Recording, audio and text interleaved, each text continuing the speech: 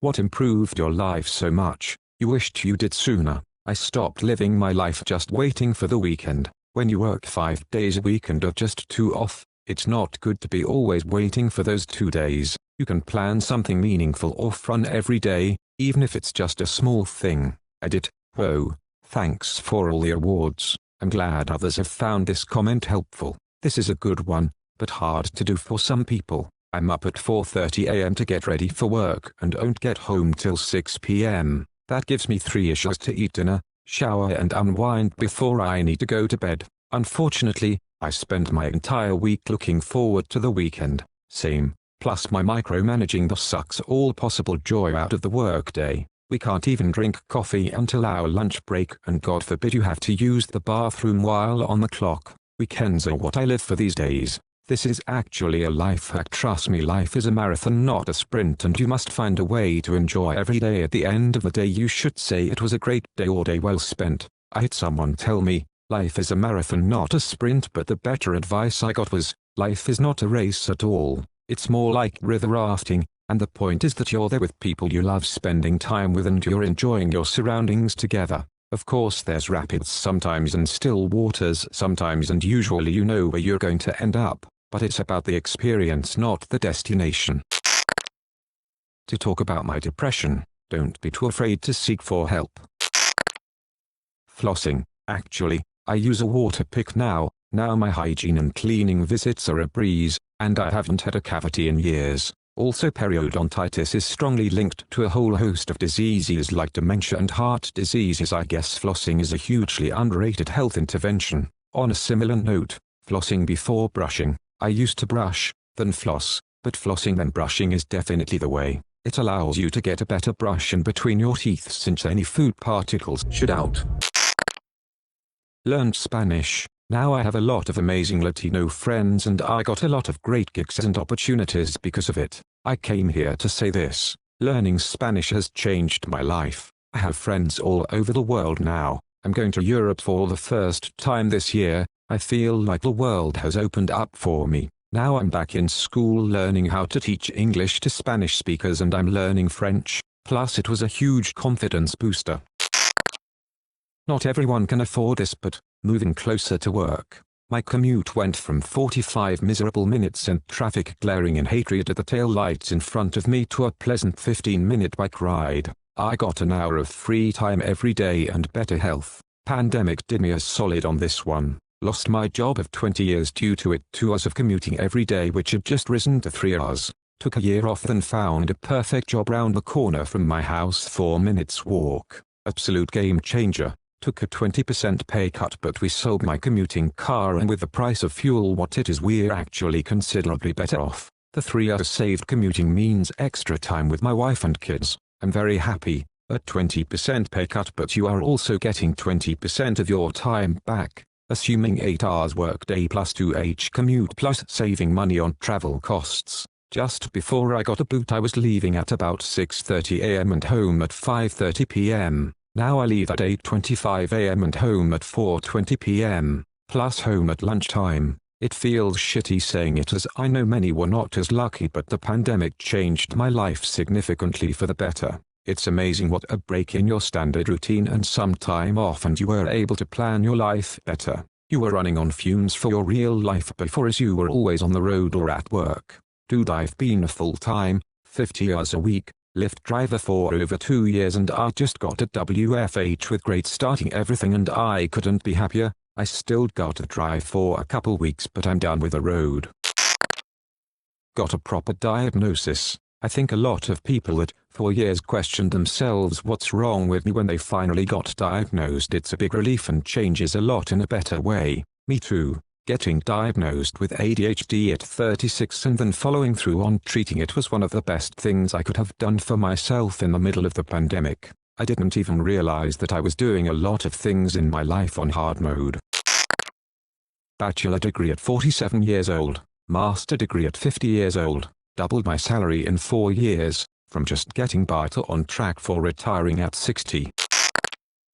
Exercise every day. Anxiety and depression are much easier to manage, and I got some confidence I haven't had in years. It even helped me make new friends. Same. I recently joined a nearby workout center and made 3 new friends in just 2 weeks. I literally knew no one around where I live and this felt great. Got a motivation to go there daily as well. Audiobooks, commutes, walks, yard work, chores, watching kids at the park, lounging around etc. are all way better and some of the highlights of my day. I even listen when I fall asleep and it helped me sleep faster and gave me something to enjoy if I have a random bout of insomnia. I'm about to go camping and know I'll sleep like garbage and enjoy every minute of laying in a tent not sleeping. Low impact cardio. Fuck, I loved to run, but it destroyed my legs. I can swim my little heart out. Swimming is great, lot of fun, refreshing, and good exercise. Believe it or not, ice hockey is really low impact on your joints too. I can't run without pain and even biking seems to tear up my knees, but hockey always makes me feel better. Drinking water. Simple but know so many who don't drink enough it. It's refreshing and revitalizing. I actually have a story. I used to live off of Mountain Dew and Dr. Pepper by the 12 PK box. How I stopped. Got into a major fight with my GF at the time, now wife, who was a major health nut. She threw out my soda saying stop drinking that shit. I professed my love for the soft drinks and my free will to do so. She pauses for a moment, narrows her eyes and asked me a simple question. What do you love about soda? After thinking about it, outside of the sugar I said the bubbles. She got me a soda stream with flavor syrup I could reduce to a drop and that was the last time I had soda. To this day she claims she saved my life. Quitting drinking is the best thing I've ever done for my mental and physical health and it's done nothing but improve my relationships. The last year and a half have been the best I've ever had. I'm on day 19. Congratulations fellow newbie, day 4 for me. We've got to start somewhere. Keep up the hard work. I started flower gardening, really relaxing. You'll see results all summer, lots of successes and failures but failures bring improvements, and I listen to audiobooks while I'm at it sometimes, especially great if you have a desk job. Edit, it's so nice to know so many are enjoying gardening. I had no idea it would be a Reddit thing. I've been growing produce on my apartment balcony for the past couple years and it's been a fun learning experience plus eating food picked a whole 15 feet away from your kitchen is kinda cool too. This year is my first year attempting some tomatoes, wish me luck. Daily exercise. It doubled my energy for an hour out of my day, and that's just the benefit you get now. You have no idea the dividends you'll collect on that as you age. The key to aging gracefully is in staying active. I have worked with seniors for years in the capacity of wellness exercise and you can absolutely pick the ones who are and have been consistently active out of the crowd, not just in exercise form but in all facets. Absolutely. A few years ago I had a client in their mid-70s who basically never exercised and they were pretty much confined to a wheelchair and had a diminished quality of life. This past year I worked with a couple who were both 81 years old and made a commitment to staying active most days of the week, doing resistance training, mobility work and balance exercise for many, many years. They still were going on hiking trips and cross-country skiing adventures while I was working with them. In conclusion, as a past martial arts instructor told us the best way to stay in shape is to never get out of shape. It's one of the more important things that those studies about how exercise could add 5 years to your life never includes. Staying active might add 5 years of length to your life, but it'll add another 5-10 years of quality life on top of that. And honestly, even before the health problems correlated with lifestyle disorders start kicking in, you will still probably have an improved quality of life. Doing at least one chore a day, you would be amazed at how well getting something done, even if you hate it, can fight back against certain depressive mentalities, particularly the ones that convince you you're useless or are a burden. This is great advice. For me a triple 30 worked wonders. Every day spend 30 minutes cleaning chores, 30 minutes exercise, and 30 minutes of self-improvement, which could be anything, for example practicing guitar. Get home from work, knock off the triple 30 in 1.5 hours, and oh man, the sloth after that feels so good and so earned. And what's 1.5 hours? Nothing. Highly recommend it. Edit. Not only does it annihilate your housework, its biggest effect on me was kicking the ass of my depression and anxiety. It's not gone, but so much more manageable. Edit 2. Thank you for the awards. I am absolutely delighted that this resonated with people. It made such a difference for me. Somehow I've never heard of this, but I think I'm going to start doing this. Thank you. Learning to set boundaries and say no. Yes, it feels so wrong at first. People get so angry when you quit being a doormat. Yeah, they get so mad because they don't expect it. Usually they continue pushing boundaries and switching tactics to make you say yes. That's when you cut them off. It's difficult to push through that guilt and not give in when you have done that for a lifetime. It's so important to be able to do this, and while most people realize the benefits for yourself, it's so much nicer to have a partner you know will say no, and set boundaries. An ex of mine was really worried about messing things up and would rarely say no, or set boundaries even though I was constantly pushing her to set them, and I had to be really slow and pay attention to her as she tried to hide any discomfort so I would know. It stemmed from her past and how she was taught to act growing up, but we were able to work on it and she was much better later on. While it's always important to watch out for your partner's reactions to make sure they are comfortable anyways, having someone who tells you when and when they don't feel comfortable makes a world of difference. All this to say, don't think it's selfish to say no and set boundaries. It's much better for everyone, especially yourself. Have a good day. I used to get so hurt when my husband didn't want to join me in something. We finally talked about it and I decided it was because I didn't know how to say no to something he wanted to do, so I expected the same courtesy. It took him saying you can say no to things too, for the light bulb to turn on. If I ever declined something growing up, it was considered rude or disrespectful to the person offering. Reading books way more. I started reading science fiction and fantasy books instead of everything I read being great or literary, and I found I like reading things I enjoy more than things other people deem relevant or worthwhile. Being okay with quitting on a book is also nice. I've trudged through so many I thought I should read. This was so hard for me to learn. Sometimes the slog is worth it, but sometimes you just need to put a book down if it isn't working and read something else. Quitting smoking. I quit for real when I had my first kid. I don't get bronchitis every year anymore and my allergies aren't as bad anymore. If you haven't quit yet, let me tell you it's hard, but you won't regret it. My wife and I are on day 4. It sucks, but not as much as lung cancer. Smoked 45 years, 3 weeks and 1 day. Haven't had one since March. Congratulations, you're amazing. I smoked 43 years, and have been smoke-free for 71 days. Congrats to you both. Heck yeah, I quit after 10 years but 43. Holy cow, that's great you decided to quit. Congrats and enjoy all that delicious clean air. My social skills. Looking back, I could have made some awesome new friends, but nope, my anxiety-driven ass had to be difficult back then. Moved away from the state I grew up in. I didn't know how unhappy I was. I had gotten used to being miserable, and now that I'm in a better area I am a completely different person. I did this but moved halfway around the world. It's amazing how much background stress has gone on when I finally accepted that I was just not meant to be where I was. I miss my family, but we stay in regular contact and I have a lovely found family here. Sometimes just up and getting out of a place that isn't for you is the best course of action. Same for me. You always hear people telling you that it's you and not where you live, that you'll be unhappy anywhere if you're unhappy there. Nah, sometimes it is the place you live. The problem is that you don't know until you leave and wait to see if your misery came with you. It's spelled misery. Stopped arguing with random strangers on internet. Sometimes I'll type out a comment for the catharsis and then just delete it and go on my way. Oh god, I do that all the time. Write out this well thought out reply back with evidence and whatever, then go, this idiot isn't even going to read half of this, and delete it and go on my day. Now, I've got to disagree with you there, whoever you are, and pardon me, but I gotta completely disagree with you. Oh, I'm sorry, is this the 5-minute argument or the full half hour? The full half hour? No it isn't.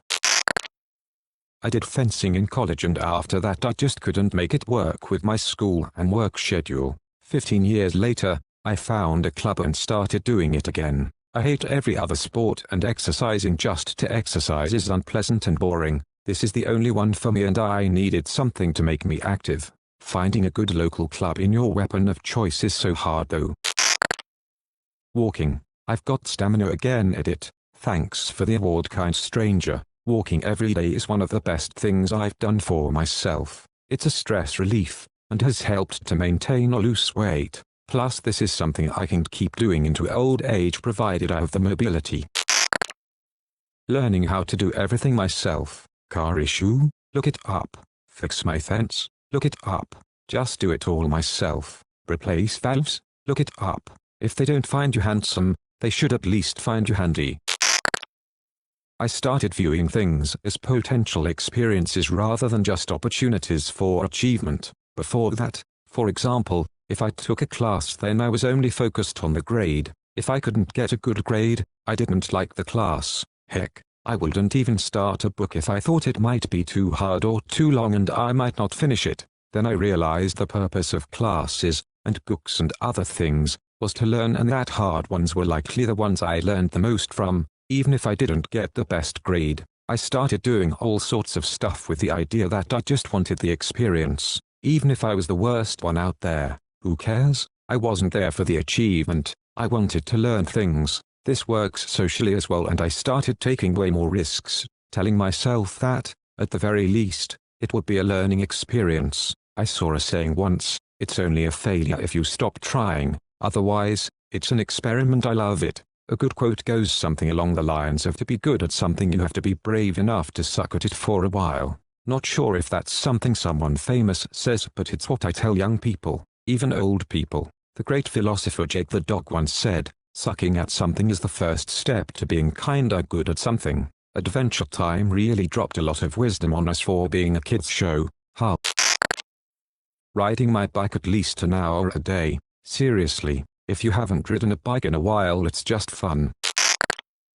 Accepting adversity as a part of any process. We may get too overwhelmed from time to time when adversity hits, but if you take a peek at the future, it all starts to feel smaller and make more sense.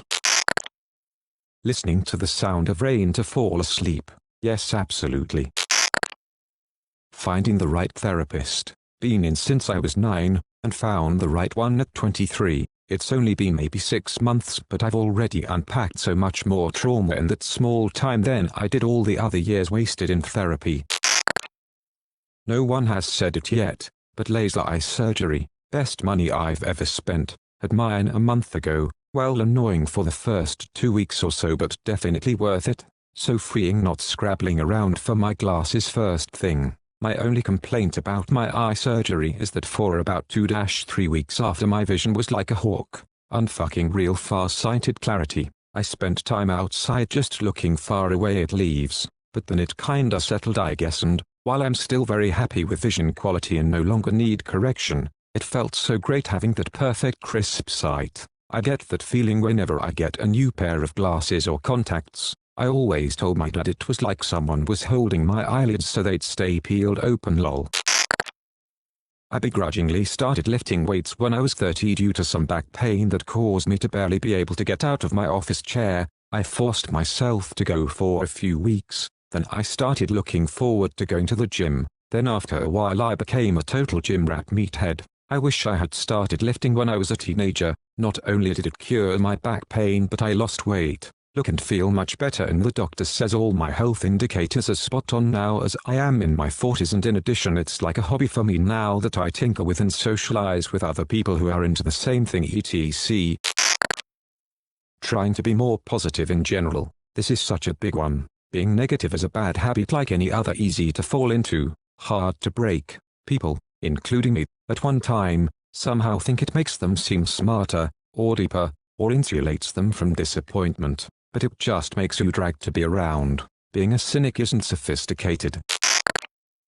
Setting rules for myself. After COVID started, I spent a year drinking and eating pizza every other day, and at that time I thought, why shouldn't I keep doing it if I enjoy it? You can die anytime, so you should make the most out of what little time you have, right? The problem being, apart from health consequences, that it quickly becomes not enjoyable, and I realize now how miserable I was during that time. Most things are only fun when you do them occasionally. Sounds obvious, I know, but it was not obvious for my dumbus. Now I have set rules for myself that I can only drink on Sundays and only eat junk food once a month, and it's so much more rewarding and fun. Same here, but instead of drinking it's weed. I'm at the point where I'm sick of it. It doesn't do anything for me, and it stinks, but I just keep doing it, and I'm not exactly sure why. Sarah Silverman once said that she used to smoke weed daily and then she got sick of it, so she decided to make it a treat. I need to make weed a treat and do it sparingly. It's fucking hard though.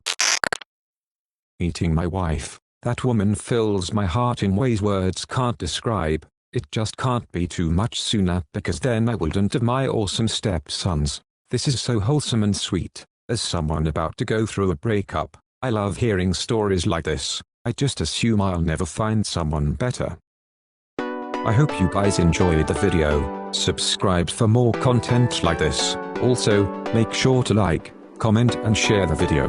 Peace out.